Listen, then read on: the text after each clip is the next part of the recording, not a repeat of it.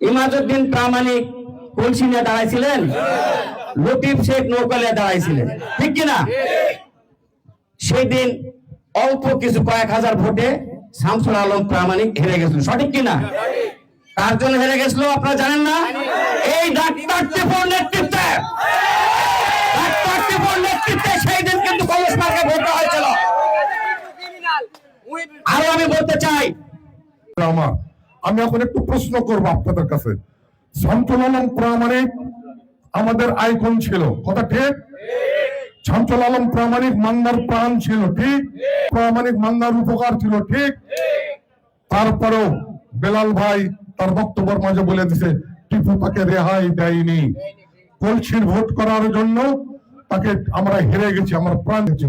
আমার প্রশ্ন, রহিম ভাই দিয়ে যান, টিপু ভাই দিয়ে যান, যে ব্যক্তি মারা গেছে, মারা যাওয়ার ব্যক্তি নিয়ে আপনারা নড়াচড়া করছেন, আপনার মাথার উপর শামসুল আলম প্রামাণিকের ছবি, লজ্জা লাগে না? কথা ঠিক? আমি তাকে ইয়া করলাম, আমার মাথার উপর তার ছবি। আরেকটি কথা বলে যাই, এই যে এখানে যারা আছে, শামসুল আলম প্রামাণিক ভাই সভাপতি ছিল, মকে ভাই সেক্রেটারি ছিল। সেই সময় আমরা কাউন্সিল করবার গিয়েছিলাম, শামসুল ভাইকে সভাপতি করব, মকে ভাই রাজি ছিল না। তারপর মকে ভাই অনেক করে আমি সেক্রেটারি ক্যান্ডিডেট ছিলাম, আমি মকে ভাই ছাড়া দিলাম, মকে ভাইয়ের হাত ধরে পা ধরে মকে ভাই রাজি হলো। আমরা পরপর 3টা ডেট ঘোষণা করি, এই টিপু চক্রান্ত করে 3 বারে 44 ধারা জারি করেছিল, কথা ঠিক? তারা সুষ্ঠু কাউন্সিল চায় না, কেন চায় না? প্রশ্ন থাকলো, উত্তরও দিব। তারপর কি দেখলাম আমরা, শামসুল আলম প্রামাণিকের বাড়িতে, আপনার ভুলপুকুরা হাই স্কুলে, সতী হাই স্কুলে আমরা কাউন্সিল করে শেষ করে দিলাম, অনেক কষ্টে, অনেক জ্বালায়। যখনই কাউন্সিল আসে তখনই তাদের মাথায় বিগড়ে যায়, কেননা তারা সব সময় বিএনপিকে চক্রান্ত করে।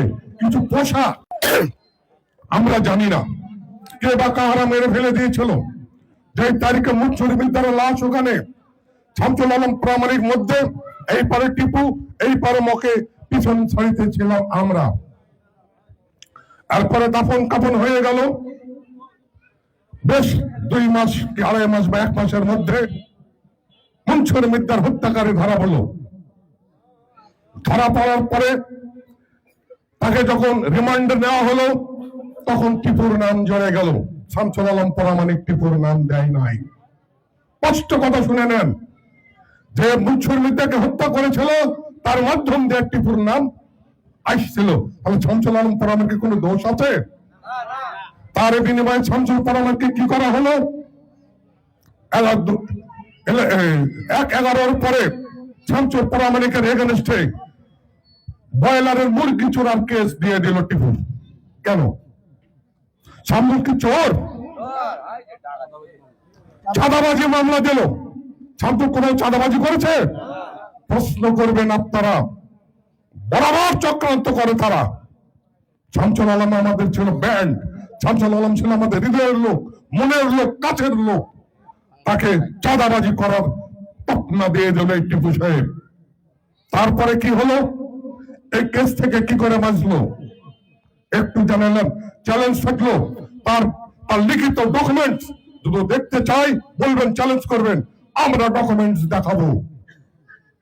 এখানে তো বললাম যদি দেখাতে না পারে জুতার মালা নিয়ে চলে যাব। তারপর কি আমরা কি দেখলাম? ভোটে যখন ইমাজউদ্দিন পাশ করলো, তখন বলল যে টিপুকে তার ফেরত দিব আমরা। 4 এমপি টিপু কিভাবে বেঁচে নিল? টিপু ম্যাডাম খালেদা জিয়া তারেক রহমানের দুর্নীতির কথা বললো, যে আমরা ম্যাডাম খালেদা জিয়া এবং তারেক রহমানের দুর্নীতির কথা বলে আমাকে মামলাতে ঢোকানো হয়েছে। সংগ্রামী ভাইরা আমার, কি জল কথা! টিপুর হচ্ছে ঢুকাইছে ওই হত্যার সঙ্গে যারা জড়িত, তাদের কথায় টিপু ঢুকেছে। আমাদের নেতা তারেক রহমান ম্যাডাম খালেদা জিয়া দুর্নীতিবাজ লিখে সই করে 4টে এমপি সই করার পরে কেস থেকে অব্যাহত হয়েছে। এই কথা যদি চ্যালেঞ্জ করবেন, যদি দেখতে চাই আমরা দেখাবো ইনশাল্লাহ। আর মতিনের কথা বলছেন, মতিন বর্তমান শামসুলের থলা বিশেষ অবস্থান করছে, কেন্দ্রীয় নেতা। মতিন আমাদের কাছে ওয়াদা করেছে, মতিন ভোট চাইনি। মতিন বলেছে, আমি মতিন নির্যাতিত, কারানির্যাতিত, আমি দীর্ঘ খালেদা জিয়ার সঙ্গে, তারেক রহমানের সঙ্গে রাজনীতি করেছি। আগামী দিনে নাজু ভাই, বেলাল ভাই, চুকু ভাই, চৌধুরী